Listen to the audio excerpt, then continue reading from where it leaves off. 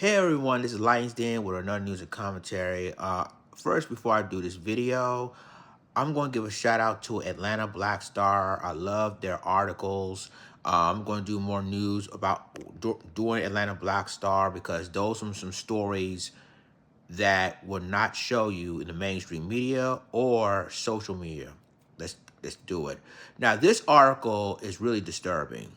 It says dumb Black California students and his mother were called racial slurs by classmates and school employees found it amusing, lawsuit says. Now, ladies and gentlemen, it shows you that the school system doesn't give a damn about our black students at all. And this is proven time and time again. And this is not the only school that's doing this. Some schools also doing this across this country. So let's read the article. It says a federal lawsuit filed by a recent high school graduate in Northern California claims that a revolting culture of racism was allowed and encouraged by teachers and administrators who remain employed at Pierce High School in Arbuckle. Jalen Escobosa, an 18-year-old black Hispanic man who wrapped up his studies at the school earlier this year, alleges that during his time as a student, he and other children of color were subjected to numerous incidents of racist behavior, including an alleged assault by a teacher on Escobosa. The lawsuit filed in the U.S. District Court of Eastern California on August the 9th claims that faculty and coaches at the school regularly making racist jokes and use slurs when referred to the people of color. Now, ladies and gentlemen, why am I not surprised? You know, this is a predominantly white school. This is a small town. But when you have faculty members and teachers think it's a joke using racist comments on students, that tells you about the school and that tells you about the people that teaches you stuff. But I'm gonna tell you it's gonna get worse. There's more. There's a lot more. So here we go. But ladies and gentlemen, like I said before, this shows you that they don't care about black students.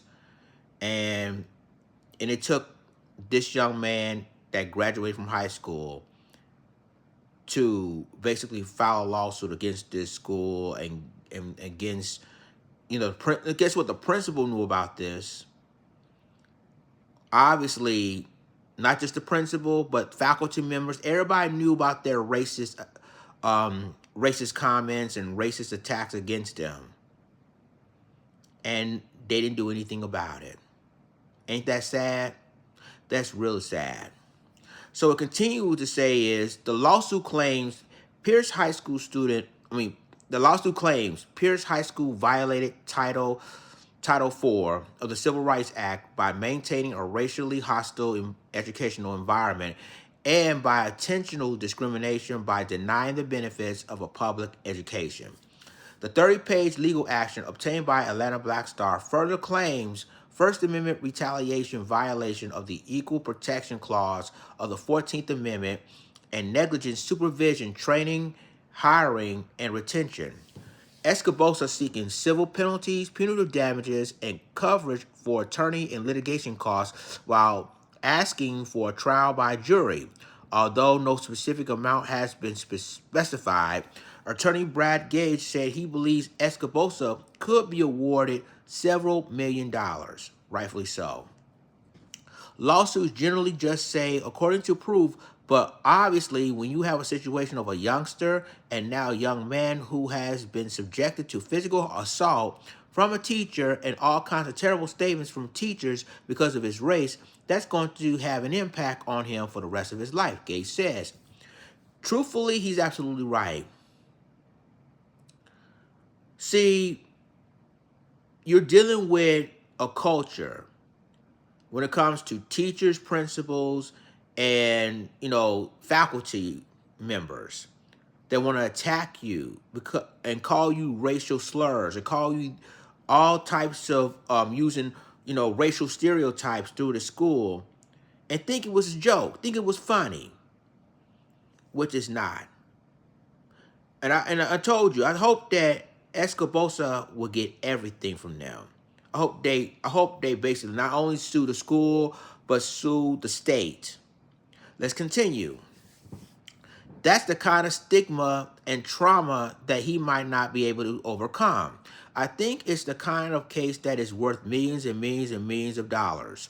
The school district is located in Arbuckle, a one-stoplight town about 50 miles northwest of Sacramento. Founded in the late 1800s, life in Arbuckle has traditionally been centered around agriculture, with farming remain its primary industry. With a population of a few thousand people, the town retains a close-knit rural character, reflecting its long history of a hub of agriculture, community-focused living.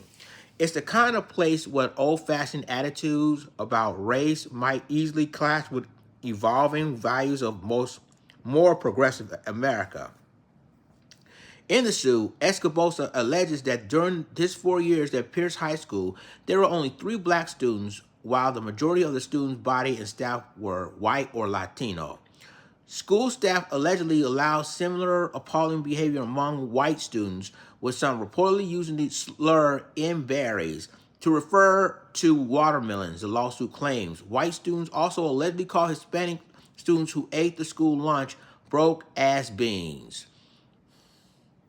Pierce Joint Unified School District Superintendent Carol Geyer and Pierce High School Principal Don Freer have not commented on the matter. I wonder why. You have students, black students, who are complaining racism, racial stereotypes, racial slurs from faculty members, principal, and teachers, along with students, call you that. And then you don't want to do anything about it. You don't want to suspend these students. You don't want to expel these students. But ladies and gentlemen, shows you how they get down. It continues. It says the legal action also states that on one occasion, a group of students called Escobosa and his mother dumb N-words, and that school officials heard it but took no action in response. But that's because they part of it. They knew this is going on. And they don't want to do nothing. They don't want to do anything about it because they are part of that racism. And just like they said that whites and Latinos run that school, a principal who can care less about a black student, faculty members who also can care less about a black student, don't want to get involved in this. But yet they allow white students call them the N-word, doing racially stereotypes, racially attacks on students, and they don't want to do anything about it. And it shows you that they're also racist and they're a part of this culture. So this article continues to say this hate speech was brought to the attention of the school. Okay.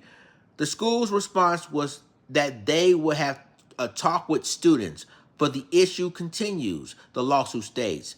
The school employees that actually heard the language thought it was just funny. Said that Jalen should just calm down. I'm going to stop you right there. Wait, what? So let me get this straight. Y'all knew white students called this black student the N-word, using racial slurs, using racially stereotypes at students that was offensive to, black students there.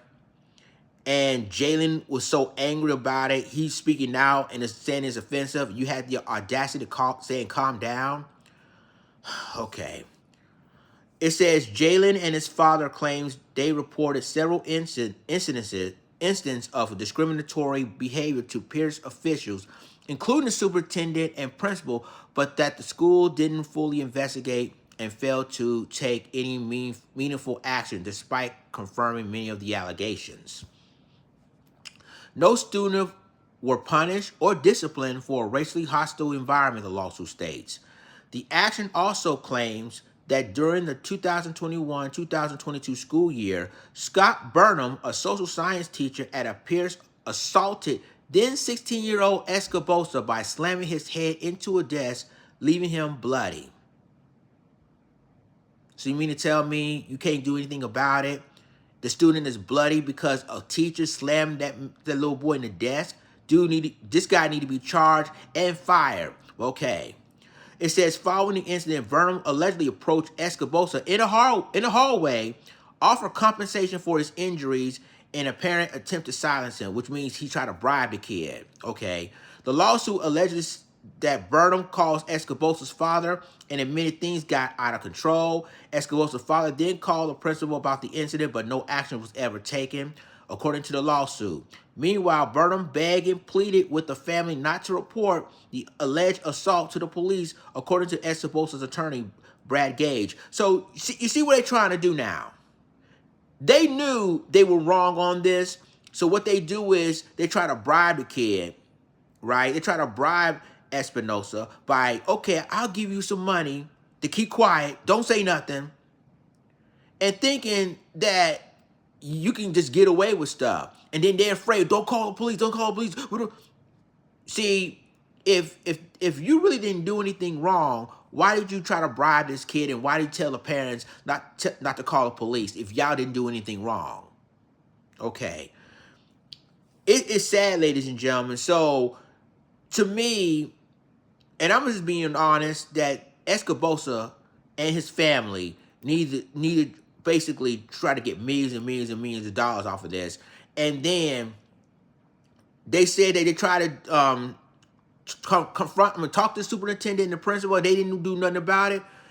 But if I were the family, I would basically say go to the head of the superintendent. Matter of fact, vote their asses out of their offices. Vote them out. Because they don't give a damn about anything yet. And see, these white kids can get away with stuff. And these faculty members, everybody allowing it to happen. So it shows you that they don't care. But I'm glad that Escobosa is doing something about it. I really am. Hats off to him and his family.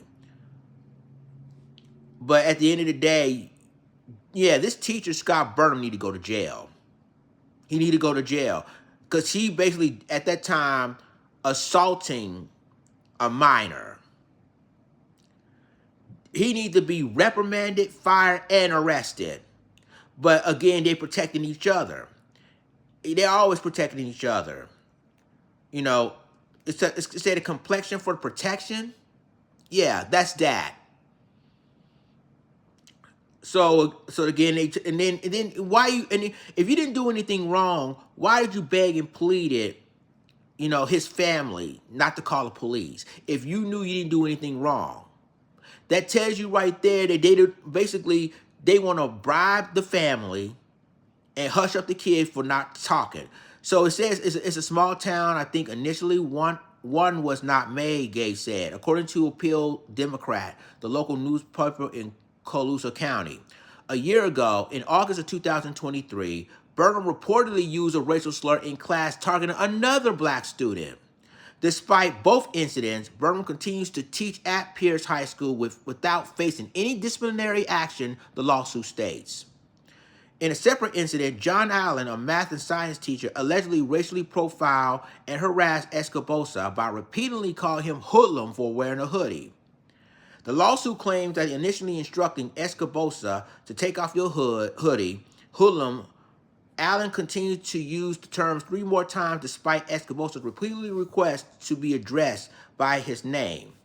Other teachers and administrators at Pierce High School were also involved in the discrimination against Escobosa and other people of color. The lawsuit claims, despite the allegations, all faculty members mentioned in the lawsuit are still employed with the Pierce Joint Unified School District. The lawsuit alleges that Pierce High School and the Pierce Joint Unified School District were receiving federal funding throughout the time period mentioned in the case. Title VII states, no person in the United States shall, on the grounds of race, color, or natural origin, be excluded. But I'm just going to stop right there because we're going to read that a little bit later. So, Burnham, the teacher, the one who slammed, you know, Escobosa and used his head and slammed his head on the desk, bleed up, saying he did it to, there's another incident, to another black student. So, and yet he still kept his job. I told you, I told you guys, they always do this. They always try to protect each other. So it says, Title VII states, no person in the United States shall, on the grounds of race, color, or national origin, be excluded from participation in, be denied the benefits of, or be subjected to discrimination under any program or activity receiving federal financial assistance. But, and this is why I said that I think that's probably the reason why most black parents decided to do homeschooling. Because of this incident like this. Why would you, if you knew that the superintendent, everybody knew that superintendent knew what's going on, the principal all the way down knew what's going on, and y'all don't do nothing about it, y'all don't suspend or expel these students for doing all of this, unless they were involved in it too, unless they're racist too. And I told y'all before, black people living in California, you need to vote the superintendent out. You need to vote him out. Because they don't care about the black students or any students whatsoever.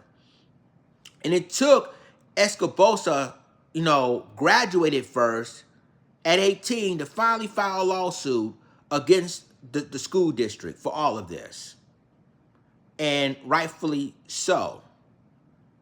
So it's sad, people.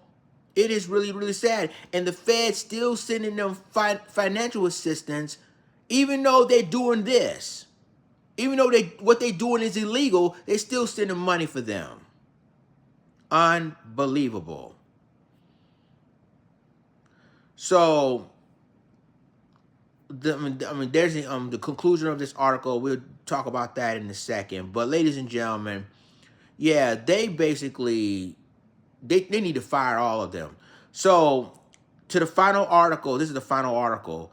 It says, basically, the lawsuit argues that hate speech and racist behavior are not protected by the First Amendment. The amendment safeguards speech only if it's not vulgar, lewd, obscene, or plainly offensive. The lawsuit claims that Pierce Joint Unified neglected its duty of the care towards Escobosa by failing to discipline students and faculty by their racist remarks. Gage praised Escobosa for his courage in speaking out against the alleged misconduct at Pierce High School, emphasizing that ignoring racist behavior only perpetrates further harm. It's hard for someone young to be able to stand up for themselves and their rights and make a difference and a change. It's important for everyone to stand up and not stay silent, Gage says. We as human beings have to stand up and expose any kind of hatred, whether it's racial, religious, sexual orientation, and put a stop to it. If we don't and let it continue, there will be more and more victims. And ladies and gentlemen, that is the end of the Atlanta Black Star article. Let me say, it goes all the way to the superintendent. The superintendent and the school board knows what's going on in that high school. The principal knows what's going on in that high school. Neither one of them ain't doing the damn thing to stop all of this. How they harass black students, using racial stereotypes, using racial slurs. And some teachers think it's funny. It's hilarious. And that teacher that slammed that student, Escobosa, to the desk, bleeding. He should have been fired right then and there, let alone be arrested for assaulting a minor. But they're covering each other all the time. This isn't the only school incident that happened. It's happened to other schools as well, predominantly white. But I know a lot of people are going to think that, oh, well, it ain't going to happen to us. But you have a corrupt superintendent, a corrupt school board, a corrupt faculty members that cover up the crime, and you try to bribe the student and his family. because you knew that y'all gonna be in serious trouble. And y'all try to tell them, please, please, please don't call the cops. I'll pay you to stay quiet. If you didn't do anything, why did you even tell his family that I'll keep quiet, I'll pay you whatever you need? That's bribery. And also, basically, you bribing the kid, and also you assaulted that kid. You assaulted a minor. You could go to jail. But again, it's just not just him. The principal is involved in this. The school faculty members are involved in this. All of them need to be fired. And then the superintendent need to be stepping down because he knew it all comes to him, and he didn't do anything about it. So the school superintendent need to be stepping down. The principal, all the way to the staff members, faculty members need to be fired, terminated. And as far as these and allowing these white students to do what they do to black students, call them racial slurs, they need to be expelled. To send a message that we cannot tolerate any racism in our schools. But yet it shows you they're protecting each other. The complexion for protection, that's what they're doing in this story. But I'm glad that this young man is getting a lawyer and sue their asses off, and hopefully they'll get millions and millions and millions of dollars off of it. This needs to stop, people. And I told you, like, you're dealing with these racist superintendent, racist school board, racist principal, racist staff members, faculty members that is harassing these black students. And you not only on top of that, you're dealing with the classmates, the white students that still using racial slurs and attack them at the same time. Nah. They need to, the superintendent need to be stepping down. The faculty members and the principal need to be fired. All of them need to be fired and get new people in there. So y'all let me know what you think about it in the comments.